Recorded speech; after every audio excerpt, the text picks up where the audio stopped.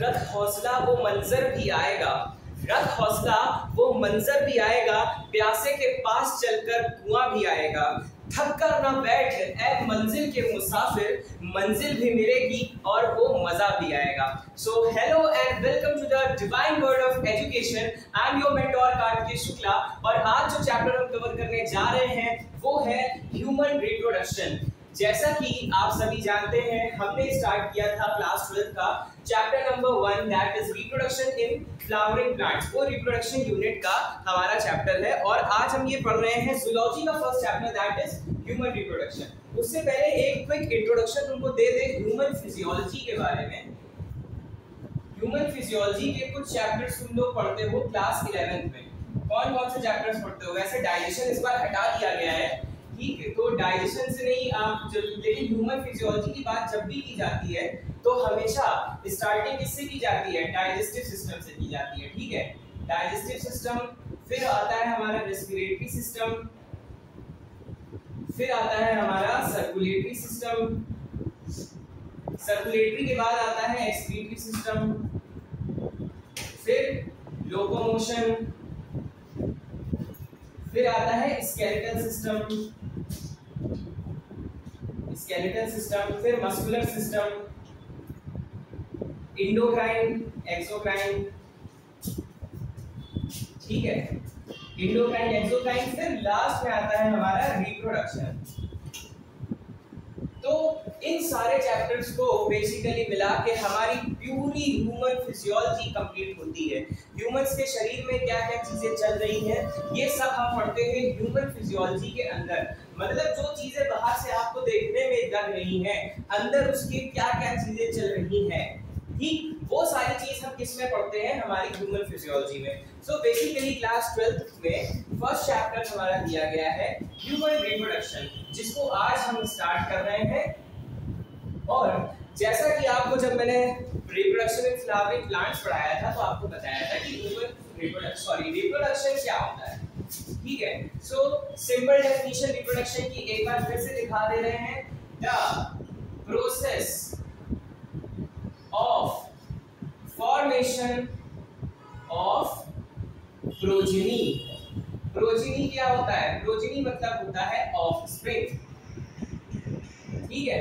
Progeny मतलब होता है ऑफस्प्रिंग, यानी कि जैसे जैसे हमारी लाइफ आगे प्रोसेस हो रही है हम आगे अपने आप को रिप्रोड्यूस कर पा रहे हैं। भाई लिविंग बीइंग्स का एक कैरेक्टर ये भी है कि वो अपने आप को रिप्रोड्यूस कर सकते हैं, वो अपने ही जैसे प्रोजेनी बना सकते हैं। So basically this is a quality of living beings, ठीक, ये बात हम कर रहे थे। अच्छा, एक चीज में और क्या होगी, यानी कि जब हम बात कर रहे हैं process of formation of progeny, इसका मतलब कि सेल्स जो होंगे वो डिवाइड कर रहे होंगे। सेल्स क्या करेंगे? डिवाइड करेंगे।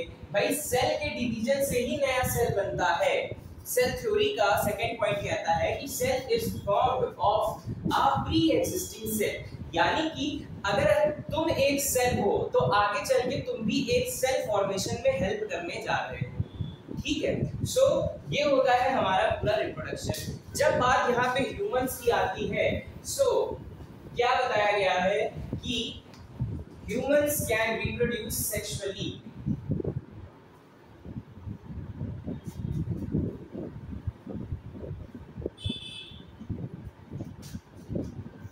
आप कितने टाइप के रिप्रोडक्शन पढ़ते हैं?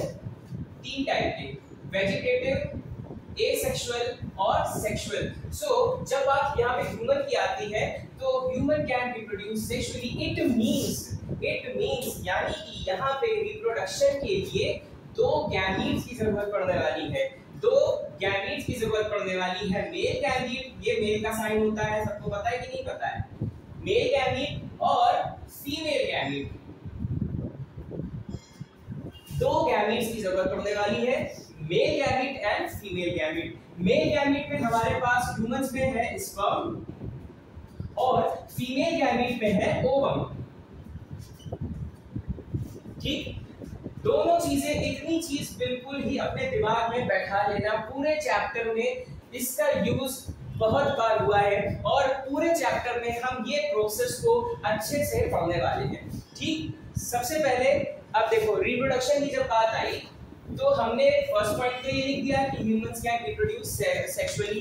फिर अब ये बताओ ह्यूमंस कैसे होते हैं। तुमने दो टर्म सुने होंगे, ओविपेरस और विविपेरस। अगर तुमसे पूछा जाए कि ओविपेरस और विविपेरस में क्या डिफरेंस है, तो ओविपेरस जो होते हैं वो एग लेइंग होते हैं। क्या होते हैं? एग लेइंग होते हैं। और विविपेरस जो होते हैं ये क्या करते हैं? They deliver their progeny. अब बताओ, अब तुम्हारे सामने यहाँ पे दो ऑप्शंस हैं। ह्यूमंस क्या है, ओविपेरस है कि विविपेरस है? क्या ह्यूमंस में एग लेइंग करे जा रहे हैं? एग का फॉर्मेशन हो रहा है जरूर फीमेल्स में, लेकिन एग लेइंग नहीं किया जा रहा है। एग लेइंग नहीं किया जा रहा है, तो ह्यूमंस क्या है? बेसिकली विविपेरस है। ओविपेरस का एग्जांपल तुम क्या दे सकते हो? बर्ड्स दे सकते हो, बर्ड्स एग ले करती हैं। और बेस्ट एग्जांपल तुम्हारे पास है मुर्गी। मुर्गी अंडा देती है, वही तुम लोग खाते हो, ठीक है। सो ओविपेरस यानी जो एग लेइंग करते हैं, और विविपेरस होते हैं जो अपने प्रोजेनी की डिलीवरी करते हैं, ठीक। सो वो क्या कहलाते हैं? विवि। So humans are basically viviparous. Now अब जब बात की जा रही है ह्यूमन रिप्रोडक्शन की, तो ह्यूमन रिप्रोडक्शन में बेसिकली कुछ प्रोसेस होते हैं। जैसे मैंने तुमको बताया था रिप्रोडक्शन इन फ्लावरिंग प्लांट्स में कि 3 स्टेजेस में रिप्रोडक्शन हो रहा है। उसमें कौन कौन सी स्टेजेस थी वो भी साथ में रिवीजन करते जाओ। एक तो थी तुम्हारी प्री फर्टिलाइजेशन इवेंट, फिर थी तुम्हारी फर्टिलाइजेशन, और थी तुम्हारी पोस्ट फर्टिलाइजेशन। ये 3 थी, ठीक है। बट जब हम बात कर रहे हैं ह्यूमंस की, तो यहाँ पे कितने प्रोसेस होंगे? सबसे पहले हेडिंग क्या डालो? सबसे पहले लिखते जाओ गैमीटोजेनेसिस। गैमीटोजेनेसिस। जैसे फ्लावर्स में क्या हो रहा था? फ्लावर्स में ये हो रहा था कि फ्लावर्स में भी गैमीट्स बन रहे थे। वहां पे क्या हो रहा था? पहले स्पोर्स बन रहे थे, फिर गैमीट्स बन रहे थे। यहाँ पे सिंपल सबसे पहले गैमीटोजेनेसिस होगा, यानी कि फॉर्मेशन ऑफ गैमीट्स। क्या होगा? Formation of gametes. अच्छा, ठीक है। फिर नंबर टू होता है इंसेमिनेशन। क्या होगा? इंसेमिनेशन का मतलब क्या हुआ? इंसेमिनेशन का मतलब होता है दोनों मेल और फीमेल गैमीट्स का मिलना। इंसेमिनेशन का मतलब क्या होगा?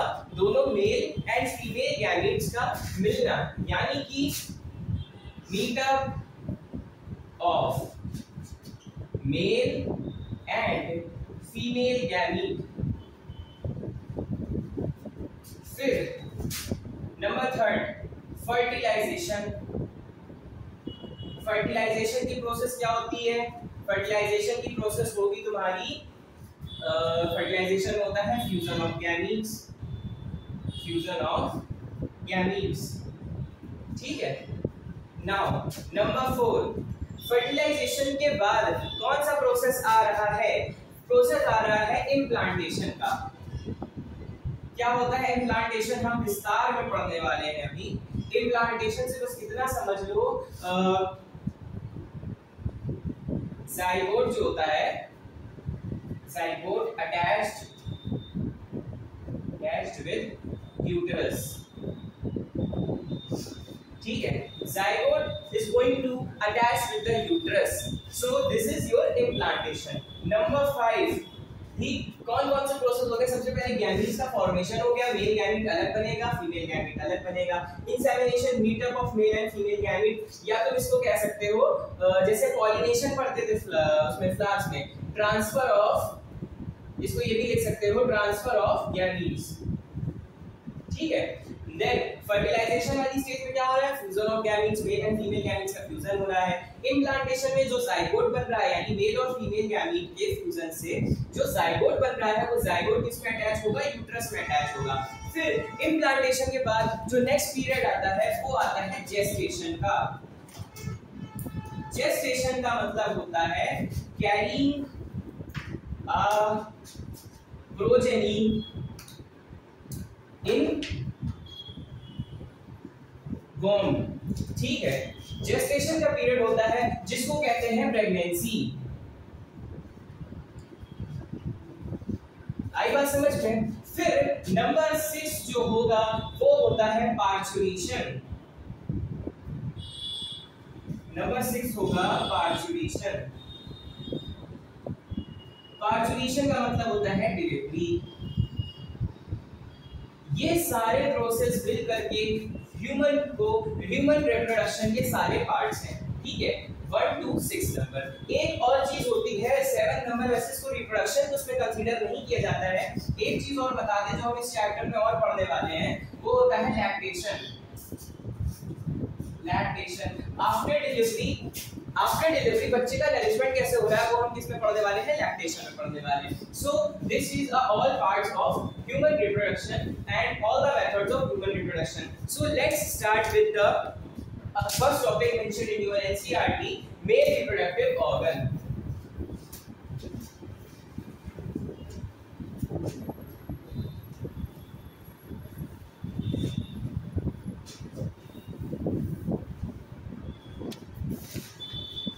सबसे पहले स्टार्ट करते हैं मेल रिप्रोडक्टिव ऑर्गन कैसे होता है, क्या होता है, उसका पूरा कंप्लीट डिटेल, ठीक है।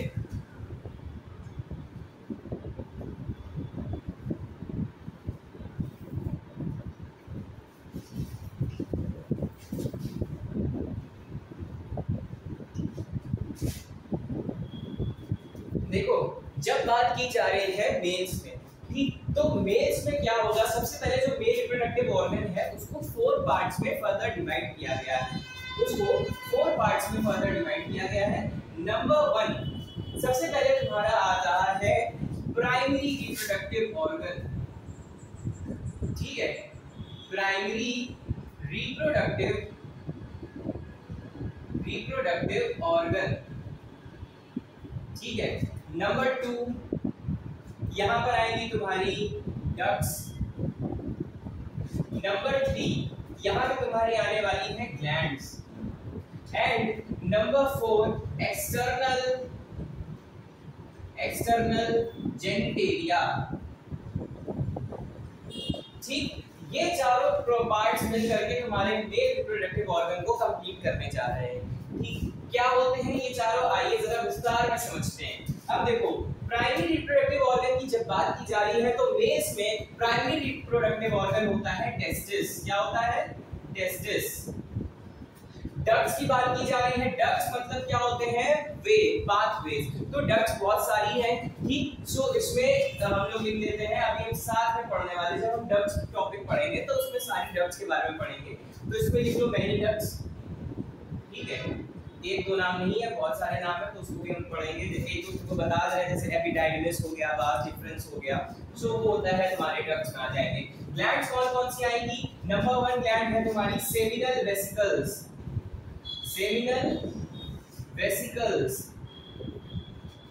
Number 2 Cowper's gland.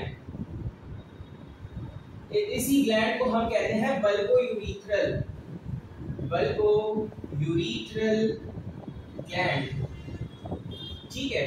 और last but not the least prostate gland, ठीक है। ये 3 तुम्हारी बॉडी में, तुम्हारे मेल रिप्रोडक्टिव ऑर्गन में ये 3 ग्लैंड प्रेजेंट होंगी। फिर जब एक्सटर्नल जेनिटेलिया की बात कर रहे हैं तो एक्सटर्नल जेनिटेलिया एक ही होगा, वो है तुम्हारा पीनस, ठीक है। सो बेसिकली यही सारे पार्ट्स होते हैं एक मेल रिप्रोडक्टिव ऑर्गन्स में। फीमेल्स में भी ऐसे ही सेम होंगे। अब उसके बारे में हम नेक्स्ट वीडियो में, नेक्स्ट टॉपिक में डिस्कस करेंगे जब हम फीमेल रिप्रोडक्टिव ऑर्गन कंसीडर करेंगे। सो ये होता है तुम्हारा पूरा मेल रिप्रोडक्टिव ऑर्गन का एक आउटवे। देखो तो उनकी क्या क्या चीजें प्रेजेंट हो रही है। टेस्टिस प्रेजेंट हो रहा है, टेस्टिस को क्या कह रहे हैं, प्राइमरी या मेल रिप्रोडक्टिव ऑर्गन। क्यों, ये भी जान लो क्यों कह रहे हैं, बिकॉज टेस्टिस में ही स्पर्म का फॉर्मेशन हो रहा है। टेस्टिस में क्या हो रहा है, फॉर्मेशन ऑफ स्पर्म, ठीक है। ग्लैंड्स तुम समझते हो, ग्लैंड्स कुछ ना कुछ सेक्रीशन करती हैं, इस वजह से ग्लैंड्स भी इसमें रखी जाती हैं कि ग्लैंड्स कौन कौन सी होंगी वो भी हम पढ़ने वाले हैं। और पीनस जो होगा वो तुम्हारा एक्सटर्नल जेनिटेलिया। एक्सटर्नल जेनिटेलिया क्यों कहते हैं, because external genitalia present outside the internal body. अब आप यही देखिएगा, इसके बारे में भी अभी फुल डिस्कशन करेंगे कि पीनस को क्यों एक्सटर्नल जेनिटेलिया कैटेगरी में कंसीडर किया गया. So let's start first primary reproductive organ that is testis. ठीक है, सबसे पहले पढ़ते हैं टेस्टिस.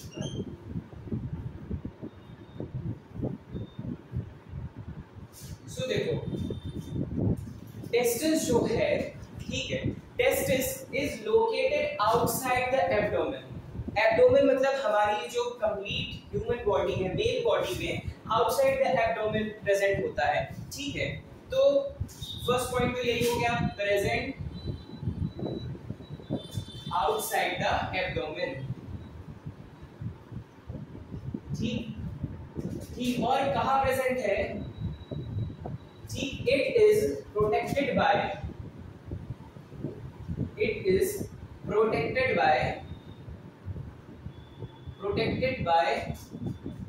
a pouch-like structure,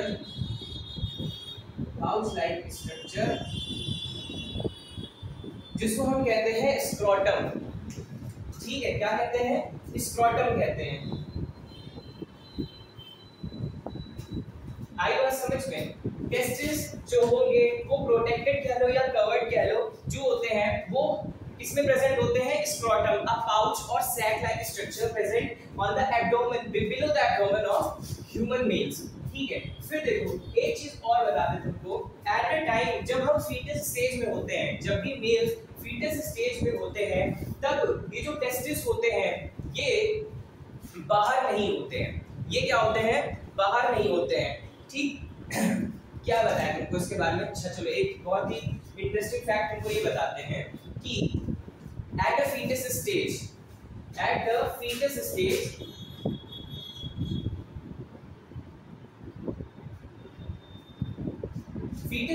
में ये जो टेस्टिस होंगे ये कहां प्रेजेंट होंगे? Inside the abdomen. ठीक है, एब्डोमेन के अंदर ही प्रेजेंट होंगे, लेकिन आफ्टर डिलीवरी, आइडिया क्या है, तो at the time of delivery these testis, जो टेस्टिस होंगे वो इंग्विनल कैनाल प्रेजेंट होती है हमारी बॉडी में. इंग्विनल कैनाल एक पाथवे है, इससे निकल के टेस्टिस बाहर स्क्रोटम में आ जाते हैं eight the time of delivery. ठीक है, मतलब फीटस स्टेज में एब्डोमेन के अंदर है और कह लो at the time of birth stage में ये कहां प्रेजेंट है? स्क्रोटम में. तो क्वेश्चन ये आता है कि identify the location of testis at the foetus stage. तो फीटस स्टेज में एब्डोमेन के अंदर प्रेजेंट हो रहे हैं और at the time of birth scrotum में प्रेजेंट हो जाते हैं, और स्क्रोटम में आ जाते हैं विद इंग्विनल कैनाल. ऐसा क्यों होता है? Why it is necessary? Because testis को क्या करना है? स्पर्म का फॉर्मेशन करना है. टेस्टिस को क्या करना है? स्पर्म फॉर्मेशन करना है. यहाँ लिख लो, स्पर्म फॉर्मेशन का काम कौन कर रहा है? टेस्टिस कर रहा है. ठीक है, टेस्टिस को स्पर्म के फॉर्मेशन का काम करना है, और जो स्पर्म होता है उसको 2 से 2.5, जैसे मान लो सपोज दैट किसी की बॉडी का टेम्परेचर है 90 डिग्री सेल्सियस फॉर एग्जांपल. ठीक है, 90 डिग्री सेल्सियस किसी की बॉडी का टेम्परेचर है. अब स्पर्म के फॉर्मेशन के लिए इस टेम्परेचर से 2 से 2.5 डिग्री टेम्परेचर कम चाहिए होता है for the formation of sperm. ठीक, इसलिए, और वो टेम्परेचर उसको कहाँ मिल रहा है? वो टेम्परेचर उसको कहाँ मिलेगा? टेस्टिस को बॉडी से बाहर, यानी कि बॉडी से बाहर मतलब स्क्रोटम में. इसलिए ये क्या होते हैं? टेस्टिस जो है वो at the time of birth moves out from the abdomen to scrotum. ठीक है, अब कुछ कंडीशंस ऐसी होती हैं, क्योंकि देखो बायोलॉजी है, ह्यूमन बीइंग्स की बात कर रहे हो, लाइफ है, तो उसमें लाइफ में कुछ भी पॉसिबिलिटीज हो जाती हैं. सो एट द कंडीशन, ध्यान से सुनना हम क्या बोल रहे हैं, एट द कंडीशन, यानी तो कंडीशन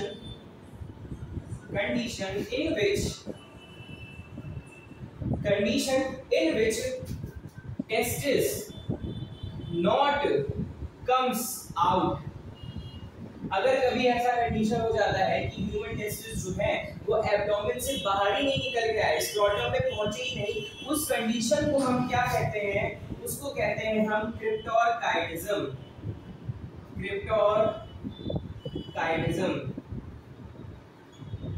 क्रिप्टोरकाइडिज्म कहते हैं उस कंडीशन को। इट मींस इस कंडीशन में क्या होने वाला है, द मेल जो होगा वो कैसा होगा, स्टेराइल हो जाएगा।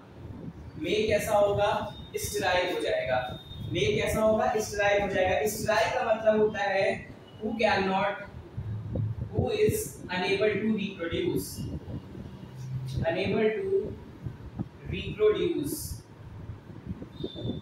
यहीं पे बच्चे इस चीज में बड़ा कंफ्यूज होते हैं कि कुछ लोग क्या करते हैं, स्टेराइल का मतलब लिख देते हैं sterile is equal to unfertile.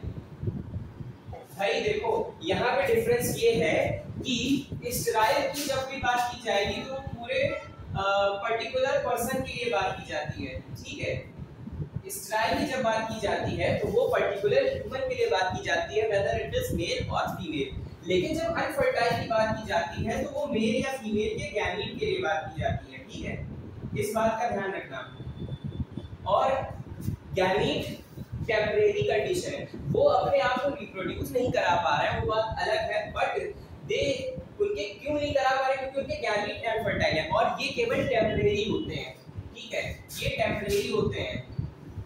लेकिन स्टेराइल कंडीशन जो होगी वो कैसी होगी, परमानेंट होगी, ये चीज ध्यान रखना।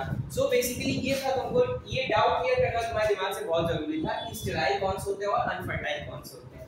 सो ये कंडीशन क्या हो गई हमारी, क्रिप्टोरकाइडिज्म हो गई, जिसमें testes do not comes out from abdomen to scrotum through inguinal canal। ये ध्यान रखना, inguinal canal के माध्यम से बाहर आते हैं, through inguinal canal। Now let's discuss the complete structure of testis with the help of diagram। ठीक, ये तीनों पॉइंट्स नोट कर लिए, बहुत जरूरी है। और एक चीज और, अगर तुमसे कोई पूछे कि क्या काम है टेस्टिस का, तो formation of sperm is the best function of testis. अब देखो एक स्ट्रक्चर ड्रॉ करते हैं ह्यूमन टेस्टिस का, ठीक है।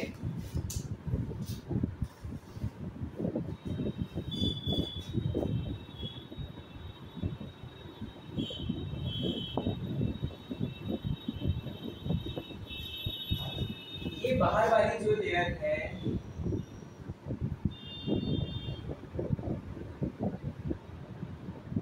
ये कैसी है, कनेक्टिव टिश्यू है, ये कैसी है, कनेक्टिव टिश्यू है,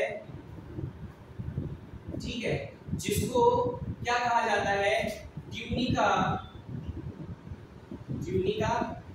एल्ब्यूजिनिया, ठीक है, क्या कहा गया इसको, ट्यूनिका एल्ब्यूजिनिया। अब देखो ये तुम्हारा कंप्लीट, जैसे अब इसको कंप्लीट अभी नहीं बना रहे, अभी इसको इतना पोर्शन में हम लोग समझने वाले हैं, because we are covering the TS यानी कि ट्रांसवर्स सेक्शन ऑफ टेस्टिस, ठीक है। क्या होगा इसमें, सबसे पहले तो टेस्टिस के इंटरनल स्ट्रक्चर्स की जब हम बात कर रहे हैं तो इसमें इट प्रेजेंट्स 200 to 250, क्या बोला, 200 to 250 testicular lobules. It means यहाँ पे जैसे ये हमारा पूरा एक सेक्शन है तो इसमें इस तरह से 200 से 250 टेस्टिकुलर लोब्यूल प्रेजेंट होंगे। अब यहाँ पे 200 से 250 टेस्टिकुलर लोब्यूल्स हम बना नहीं सकते, सो बेसिकली इसको ऐसे समझ लेना कि अब देखो each lobule contains 1 to 3 seminiferous tubules. क्या होंगी, सेमिनिफेरस ट्यूब्यूल्स होंगी, क्या होंगी, सेमिनिफेरस ट्यूब्यूल्स होंगी। मतलब हर एक लोब्यूल के अंदर किसी में 3 होंगी, किसी में 2 होंगी, किसी में 1 होंगी, किसी में 2 3 होंगी, किसी में 2 होंगी, किसी में 1 होंगी, ठीक है। ऐसे करके सेमिनिफेरस ट्यूब्यूल्स प्रेजेंट होती हैं, ठीक, क्या प्रेजेंट होंगी, सेमिनिफेरस ट्यूब्यूल्स प्रेजेंट होती हैं। अब देखो ये जो सेमिनिफेरस ट्यूब्यूल्स हैं ये भी कैसे प्रेजेंट होंगी, एक तरह से एक स्ट्रक्चर और बनाते हैं, यहीं पर देखना। सपोज दैट ये तुम्हारी 2 सेमिनिफेरस ट्यूब्यूल्स हैं, ठीक है। ये जो ये वाली सेमी, चलो इसके एग्जांपल लेकर के फिर ऊपर भी बना लेंगे।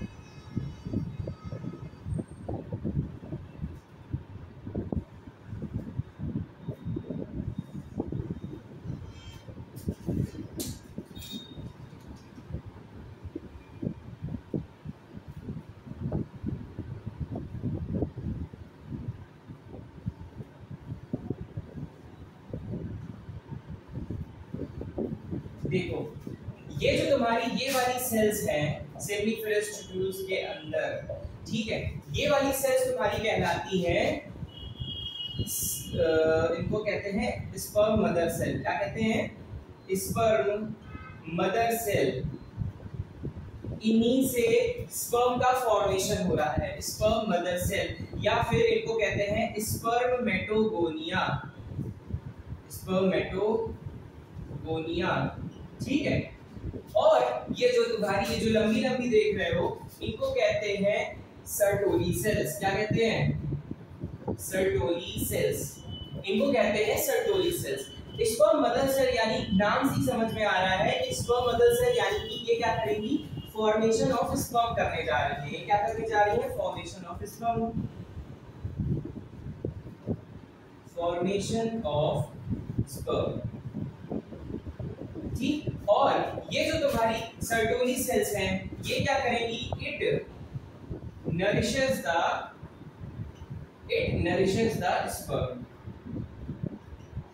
अब तुमको ध्यान होगा sexual reproduction in flowering plants में भी दो सेल बन रही थी, एक वेजिटेटिव सेल थी और एक जेनरेटिव सेल थी। तो वेजिटेटिव सेल का काम क्या था कि मेल गैमेट जो स्पर्म है उसको नरिश करना और फॉलन ट्यूब का फॉर्मेशन करना। ठीक इसी प्रकार से सर्टोली सेल्स भी क्या काम कर रही है? नरिशमेंट का काम कर रही है। वो भी क्या कर रही है? नरिशमेंट का काम कर रही है। अब यहाँ पे दो सेल्स और प्रेजेंट होंगी इन दोनों के बीच में, ठीक है, एक यहाँ बना दे रहे हैं, एक यहाँ बना दे रहे हैं। ये होती है इम्यूनो सेल्स। ये वाली जो सेल होंगी, ये कौन सी सेल होंगी? इम्यूनो सेल, इम्यूनो सेल्स, ठीक। और ये वाली जो सेल है इसको कहते हैं Leydig cell, Leydig cell. Leydig cell का काम क्या होता है? लेडिक सेल जो होती है वो मेल का जो हार्मोन होता है, मेल आइडेंटिटी हार्मोन हम जिसको कहते हैं टेस्टोस्टेरोन, क्या होता है? टेस्टोस्टेरोन, जिसकी वजह से मेल्स की बॉडी में आफ्टर प्यूबर्टी बहुत सारे चेंजमेंट आते हैं, जैसे वॉइस मॉड्यूलेशन चेंज होता है, वॉइस बॉक्स हार्ड हो जाता है, प्लस और भी बहुत सारी चीजें वो हम at the stage of puberty पढ़ने वाले हैं, ठीक। तो वो सारी चीज हम लेडिक सेल में होते हैं। जैसे तो लेडिक सेल का फॉर्म क्या काम होता है? सेक्रीट्स एंड्रोजन या टेस्टोस्टेरोन, ठीक है। और इम्यूनो सेल्स का क्या? इम्यूनो यानी इम्यूनिटी, इसको तो समझाने की जरूरत ही नहीं, ठीक। So basically this is the complete transverse section of a human male testis, ठीक। अब देखो एक चीज और बता दी, जो मैंने डक्ट्स की बात की थी ना तुम्हारे से कि डक्ट्स भी प्रेजेंट होती हैं। सो ये जो तुम्हारी ये जो सेग्निफिकेंस, चलो अच्छा ये एक वाली बनाई, इसी से ले लेते हैं। यहाँ से प्रेजेंट होती हैं तुम्हारी डक्ट्स, यहीं से सारी डक्ट्स निकल करके बाहर आएंगी। एक तो तुम्हारी रेटिटेस्टिस होगी, फिर तुम्हारे साथ एपिडाइडमिस होगी, फिर वास सेक्रेशिया, वास डिफरेंस। सो ये सारी चीजें होती हैं एक ह्यूमन टेस्टिस के अंदर। आई बात समझ में? इसको अच्छे से देख लो और कुछ इसमें छूट गया हो तो वो नोट कर लो। ये वाली कवरेज हमेशा ध्यान रखना। क्वेश्चन ये आता है कि वो जो कनेक्टिव टिश्यू होती है वो किसकी होती है? तो वो क्या होती है? ट्यूनिका एल्ब्यूचिनिया की। वो किसकी होती है? ट्यूनिका एल्ब्यूचिनिया की, ठीक। सो ये हो गया हमारा टेस्टिस का स्ट्रक्चर। इसमें और कुछ बचा है, एक बार देख लेते हैं, ठीक है। अब बढ़ते हैं आगे की तरफ। जैसे एक चीज और बता दें, सर्टोली सेल्स को हम क्या कहते हैं? नर्स सेल भी कहते हैं। क्या कहते हैं? नर्स सेल भी कहते हैं। आप कुछ सोचिए, हॉस्पिटल में नर्स किसको कहते हैं? जो देखभाल करती हैं, ठीक है, पेशेंट का देखभाल कर रही है। तो सर्टोली सेल्स भी क्या कर रही है? नरिशमेंट के साथ साथ उसकी रक्षा भी कर रही है, उसकी देखभाल भी कर रही है। सो सर्टोली सेल्स को क्या कह दिया हमने? नर्स। नर्व नहीं लिखा है, नर्स लिखा है, हॉस्पिटल वाली नर्स को नर्स सेल कहते हैं, ठीक। फिर आगे बढ़ते हैं तुम्हारे डक्ट्स की तरफ।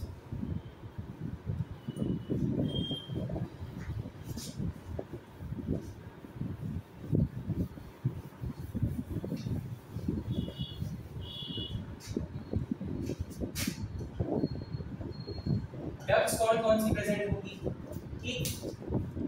सबसे पहले तो रेटिटेस्टिस, फिर एपी, फिर आती है वास डिफरेंशिया, फिर आएगी तुम्हारी एपिडाइडिमिस, फिर वास डिफरेंस, स्पेलिंग ध्यान से रख देखना, डिफरेंस की स्पेलिंग वो वाली मत लिख देना, ठीक। वास डिफरेंस, उसके बाद फिर तुम्हारी यूरिथ्रा, ठीक, और फिर उसके बाद तुम्हारा जो यूरिथ्रा के बाद कुछ नहीं आता, फिर यूरिथ्रा वीनस भी आता है, वो तो खैर ओपनिंग होती है, उसको हम आगे जब हम लोग एक्सटर्नल जेनिटेलिया कवर करेंगे उसमें भी पढ़ने वाले हैं, ठीक है। सो बेसिकली ये तुम्हारी डक्ट्स होती है। डक्ट्स का मतलब तुमको क्या बताया, पाथवे। डक्ट्स का मतलब क्या होता है, पाथवे होता है, ठीक है। तो यानी कि इतने सारे रास्तों से जो ह्यूमन स्पर्म होता है वो ट्रैवल करने वाला है, ठीक है। सेमिनिफेरस ट्यूब्यूल से एक स्ट्रक्चर यहाँ पे ही किनारे नोट कर लेना, पाथवे ऑफ सीमेन या पाथवे ऑफ स्पर्म, ठीक। तो स्पर्म किधर से आएगा हमारे पास, सबसे पहले सेमिनिफेरस ट्यूब्यूल से, ठीक है। फिर वहां से रेडी टेस्टिस, फिर उसके बाद रेडी टेस्टिस से वास डिफरेंशिया, उसके बाद फिर एपिडाइडिमिस, वास डिफरेंस, यूरिथ्रा, ठीक है। सो ये होता है स्पर्म का पाथवे। ये सब क्वेश्चन बहुत इंपॉर्टेंट है, यूपी बोर्ड तो डायरेक्ट क्वेश्चन पूछता है, 2 नंबर का क्वेश्चन ये आ सकता है, पाथवे ऑफ स्पर्म, तुमको पूरा ऐसा पाथवे बनाना पड़ेगा, ठीक है। सो ये तुम्हारे होते हैं सारी डक्ट्स। फिर आते हैं ग्लैंड्स की तरफ, फिर बढ़ते हैं ग्लैंड्स की तरफ। ग्लैंड्स कौन कौन सी होंगी,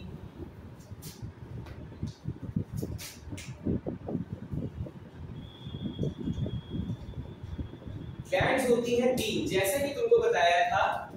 सबसे पहले कौन सी ग्लैंड बताई थी, seminal vesicles, seminal vesicles, seminal vesicles होगी, और होगी तुम्हारी बल्बो यूरिथ्रल ग्लैंड, या फिर जिसको हम कहते हैं तुम्हारी वो कोपर्स ग्लैंड, ठीक है। तो ये जो तुम्हारी ग्लैंड्स होंगी, ये सेमिनल वेसिकल्स जो होती हैं वो तुम्हारे स्पर्म को एल्कलाइन बनाती हैं, क्या बनाती हैं, एल्कलाइन बनाती है, ठीक है। और ये जो तुम्हारी प्रोस्टेट ग्लैंड होती है,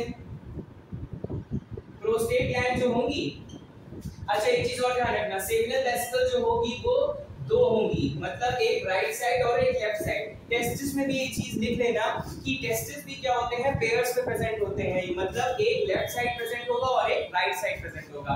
तो सेमिनल वेसिकल्स भी 2 होंगी, प्रोस्टेट ग्लैंड एक होती है, और प्रोस्टेट ग्लैंड क्या करती है, ये तुम्हारे स्पर्म को मिल्कीनेस प्रोवाइड करती है, ठीक है। और नंबर 3 जो होती है वो होती है कोपर्स ग्लैंड, कोपर्स ग्लैंड। ये 3 ग्लैंड प्रेजेंट होती हैं, और ये भी कैसी होती हैं, 2 होती हैं, एक राइट साइड और एक लेफ्ट साइड। सो बेसिकली ये 3 तुम्हारी मेल रिप्रोडक्टिव ऑर्गन में ग्लैंड्स प्रेजेंट होगी, ठीक। और इसमें एक चीज और ध्यान रखना, there is a biggest difference between sperm and semen, ठीक है। इसका ध्यान ये रखना है कि टेस्टिस का काम होता है केवल स्पर्म का फॉर्मेशन करना, लेकिन eight the time of reproduction जो पीनस से बाहर निकल रहा है वो होता है सीमेन, वो क्या होता है, सीमेन होता है, ठीक। मतलब कि सीमेन कैसे फॉर्म होगा, semen is equals to sperm plus secretion of 3 glands, ठीक है, सेक्रीशन ऑफ 3 ग्लैंड्स। यानी कि स्पर्म जो होगा वो तुम्हारा वास डिफरेंस तक पहुंचने के बाद सेमिनल वेसिकल्स से जो भी सेक्रीशन हो रहा है वो भी इसमें मिक्स होगा, फिर प्रोस्टेट ग्लैंड से जो भी सेक्रीशन हो रहा है वो भी इसमें मिक्स होगा, फिर कोपर्स ग्लैंड या बल्बो यूरिथ्रल ग्लैंड से जो भी सेक्रीशन हो रहा है वो भी इसमें मिक्स होगा। तो जो भी eight the time of sexual reproduction जो भी पीनस से बाहर निकल रहा है वो क्या है, सीमेन है। और टेस्टिस क्या बना रहे हैं, टेस्टिस का रोल क्या है, केवल स्पर्म का फॉर्मेशन करना। अब एक चीज और ध्यान रखना कि सीमेन जो होगा वो फर्टिलाइजेशन के लिए नहीं जाता है, semen not involves in fertilization, not involves in fertilization but sperm involves in fertilization। ये क्या कह दिया सर आपने, तो बड़ी उल्टी बात कह दी भाई। आगे समझेंगे नेक्स्ट लेक्चर में, जब हम फर्टिलाइजेशन पढ़ेंगे तब ये चीज समझेंगे, ठीक है, कि सीमेन क्यों नहीं फर्टिलाइजेशन में इन्वॉल्व है, स्पर्म क्यों फर्टिलाइजेशन में इन्वॉल्व है, या अगर ये दोनों अगर स्पर्म इन्वॉल्व है तो इसका मतलब कि स्पर्म जो है वो सीमेन से किसी प्रोसेस में अलग भी हो रहा है, तो वो सारी चीजें हम इसमें पढ़ने वाले हैं, ठीक है। अब हम आते हैं हमारा एक्सटर्नल जेनिटेलिया पर। किस पर आते हैं? एक्सटर्नल जेनिटेलिया पे।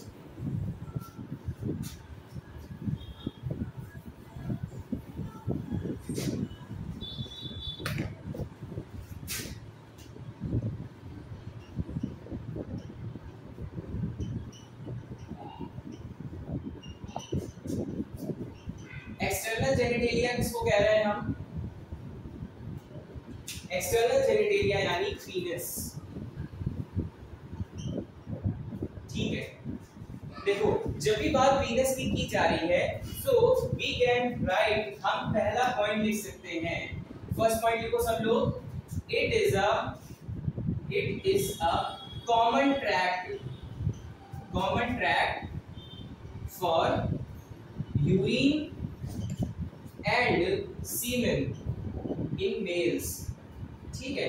मेल्स में यूरिन और सीमेन के लिए एक कॉमन ट्रैक्ट बना हुआ है, ठीक है। It is a common organ, और ये एक ऐसा पार्ट है बोनलेस पार्ट ऑफ मेल्स, ठीक है। It is a boneless part of males. फिर बात इसमें ये की जाती है कि इसमें क्या क्या चीजें प्रेजेंट होंगी। सबसे पहले तो पीनस जो होती है, पीनस कंटेन्स अ फोल्डेड स्किन, जिसको कहते हैं फोर स्किन, ठीक है। क्या कहा जा रहा है? फोर स्किन, जो eight the time of पीनस erection जो फोल्ड हो जाती है, तो वो क्या होती है? हमारी फोर स्किन होती है। फिर इसमें ही प्रेजेंट होता है ग्लैंस पेनिस, और इसमें प्रेजेंट होगा यूरिथ्रल मीटस। इसमें क्या प्रेजेंट होगा? यूरिथ्रल मीटस प्रेजेंट होगा, ठीक। एक जरा सा रफ स्ट्रक्चर बना करके इसमें देखते हैं।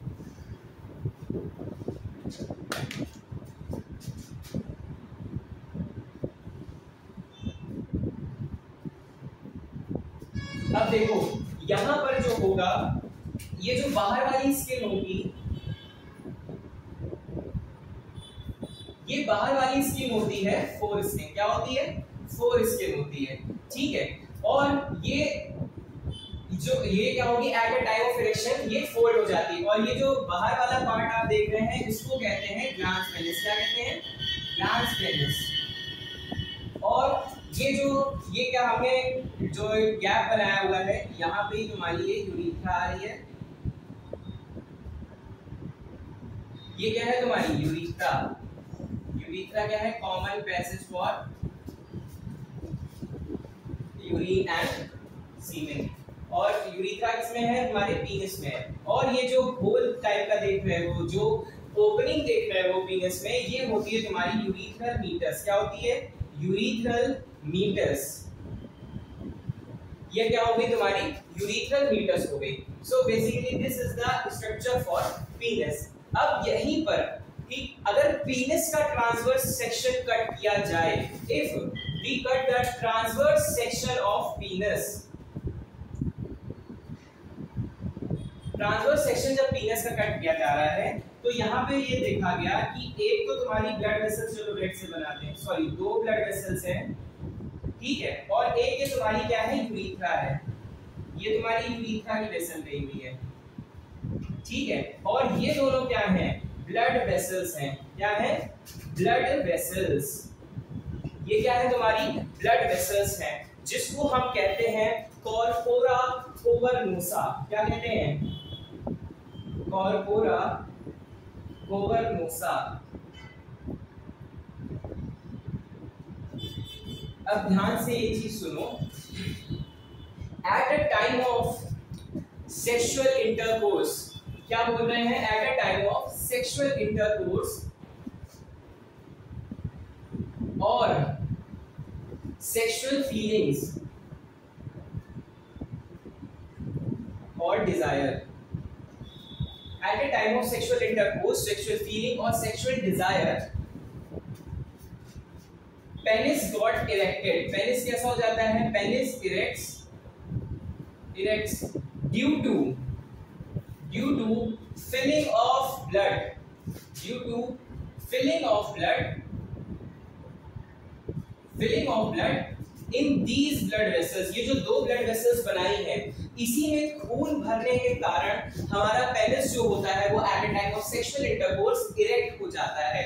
ठीक है, सो कौन कौन सी ब्लड वेसल्स हैं? कॉर्पोरा कोवर्नोसा। एक नंबर का क्वेश्चन ये यूपी बोर्ड में 2019 या 20 में आया हुआ था। 20 में तो एग्जाम्स ही नहीं हुए थे, 19 में आया था कि name the blood vessels by which penis get erected at a time of sexual intercourse. तो क्या नाम है उसका? Corpora cavernosa. ये दो ब्लड वेसल्स हैं। ठीक, so this is a complete structure for a human penis. ठीक है, यहाँ पे आगे बात समझ में आपको, ये यूरिथ्रल मीटस हो गया जिससे सीमेन और स्पर्म और सीमेन और यूरिन बाहर निकलता है। ठीक है, सो this is the external genitalia. External genitalia इसको इसलिए कहा जाता है क्योंकि ये बॉडी से बाहर प्रेजेंट है, बॉडी के अंदर प्रेजेंट नहीं है। ठीक, सो ये हो गया तुम्हारा पीनिस का स्ट्रक्चर। चलो अब एक बार मेल रिप्रोडक्टिव सिस्टम का कंप्लीट डायग्राम बना करके समझ लेते हैं। एक बार ढंग से डायग्राम बना लेते हैं।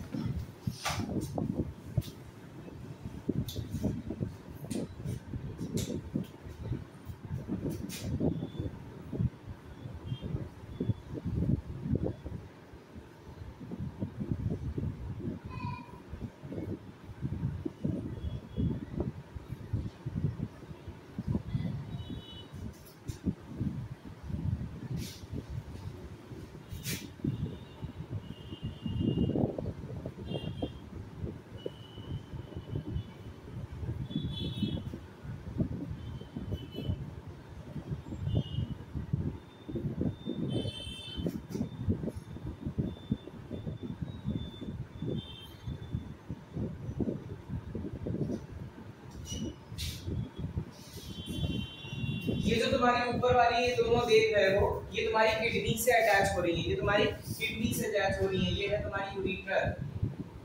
ठीक है, ये क्या है? तुम्हारी यूरिथ्रा। और देखो ये जो तुम देख रहे हो, ये बाहर वाली लाइन जो है ये है तुम्हारी वास डिफरेंस। ये क्या है?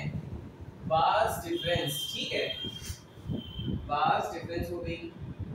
और यहाँ पे तुम्हारा स्ट्रक्चर स्टार्ट कर रहा है। ये वाली जो बाहर देख रहे हो, यही है तुम्हारी पहली ग्लैंड, इसको कहते हैं सेमिनल वेसिकल्स। क्या कहते हैं? Seminal vesicles. आई बात समझ में? ये क्या है? तुम्हारी सेमिनल वेसिकल्स है। फिर और स्ट्रक्चर इसका कंप्लीट ड्रॉ करते हैं ढंग से।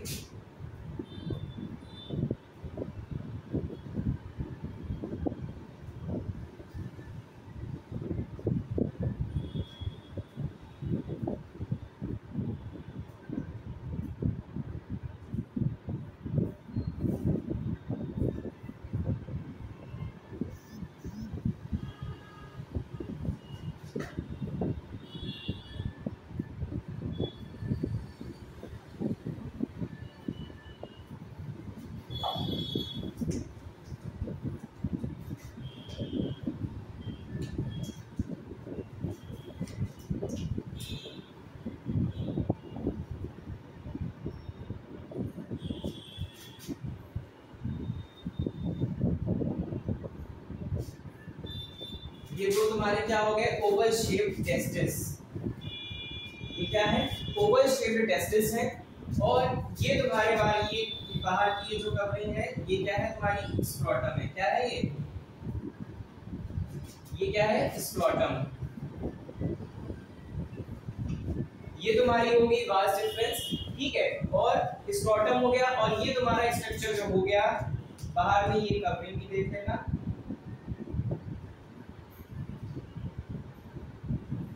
ये है तुम्हारी फोरस्किन। ठीक है, ये क्या है? तुम्हारा यूरिथ्रल मीटस। ये क्या है? यूरिथ्रल मीटस है। फिर सेमिनल वेसिकल्स देख ली, फिर ये होंगी तुम्हारी कोपर्स ग्लैंड। ये क्या है? कोपर्स ग्लैंड है। और ये जो तुम्हारी बीच में प्रेजेंट है ये है बेटा prostate gland. Prostate gland, prostate gland का एक फंक्शन और होता है। प्रोस्टेट ग्लैंड एक तरह से एक स्टॉपेज का भी काम करती है। जैसे अब देखो, क्योंकि एक कॉमन वे है, तुम्हारे जो पीनस है वो एक कॉमन वे है यूरिन और सीमेन के लिए, तो ये क्या करती है eight a time of sexual reproduction, तो ये पीनस वाले साइड को कवर कर देती है। ठीक, ये क्या करेगी ताकि जब सीमेन रिलीज होना है तो पीनस से यूरिन पास आउट ना हो जाए। So basically this is a complete structure for your mail reproductive organ. इसको ध्यान से देख लो, नोट डाउन कर लो, कहीं भी कोई दिक्कत आए तो पूछ लेना। Basically this is for today guys. I hope आपको ये कंप्लीट टॉपिक आज ढंग से समझ आया होगा। नेक्स्ट टॉपिक पे हम फीमेल रिप्रोडक्टिव सिस्टम की बात करेंगे और उसके बाद हम स्पर्मेटोजेनेसिस और oogenesis को अच्छे से कवर करने वाले हैं। फीमेल रिप्रोडक्टिव ऑर्गन के बारे में एक शॉर्ट में आपको ये बता दें कि उसी दिन हम पढ़ने वाले हैं मेंस्ट्रुअल साइकिल, और मेंस्ट्रुअल साइकिल को समझने के लिए अपना बिल्कुल दिमाग जहां पे भी कहीं लगाओ तो वहां से हटा करके बिल्कुल सिर्फ और सिर्फ टॉपिक पे आ जाना। ठीक है, basically this is all for today. एक चीज और तुमसे कहना चाहेंगे, जो चैप्टर है इसको ना चैप्टर को पढ़ने की तरह पढ़ना। ठीक है, मौज मस्ती मजाक हंसी मजाक इस सब के चक्कर में मत पढ़ना, वरना क्योंकि समझ में नहीं आएगा। बहुत जगह पे कोई चीज और बता दें, बायो वालों को इस चैप्टर के रिगार्डिंग बहुत ही ज्यादा क्रिटिसाइज किया जाता है। ठीक, तो उन क्रिटिसिज्म को छोड़ करके अपना दिमाग तुमको इस चैप्टर को पढ़ने में लगाना है। तुमको समझ में नहीं आएगा अगर तुम्हारा दिमाग इधर उधर चला गया, लिख के दे दो। और वो क्यों नहीं मैं बोल रहा हूँ, क्योंकि तुम आगे वाले टॉपिक्स को अच्छे से कवर करोगे। ठीक है, so basically this is all for today. हंसते रहो, मुस्कुराते रहो, लाइक शेयर एंड सब्सक्राइब करो डिवाइन वर्ड ऑफ एजुकेशन को। आई am your mentor Kartik Shukla. Thank you.